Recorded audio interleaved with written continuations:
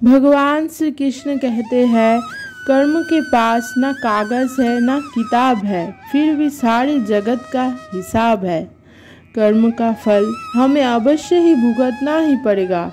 इसलिए जब हम किसी को दान देते हैं तो सोच समझ कर दे, क्योंकि एक दिन हमें वो डबल होकर मिलेगा।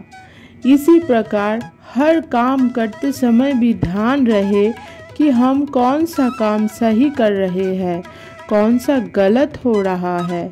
इसलिए कभी भूलकर भी किसी का आत्मा ना दुखाए, जितना हो सके अपनी तरफ से अच्छा ही करे। एक बार की बात है, देव ऋषि नारद और ऋषि अंगरा कहीं जा रहे थे। रास्ते में उनकी नज़र एक मिठाई की दुकान पर पड़ी।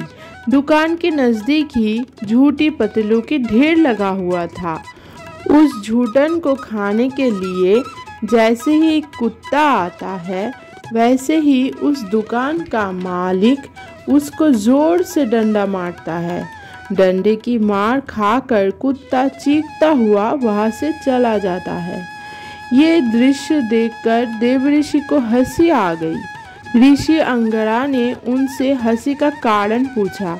नारद बोले, हे ऋषिवर, ये दुकान पहले एक कंजूस व्यक्ति की थी। अपनी जिंदगी में उन्होंने बहुत सारा पैसा इकट्ठा किया और इस जन्म में वो कुत्ता बनकर पैदा हुआ और ये दुकान का मालिक उसी का पुत्र का है।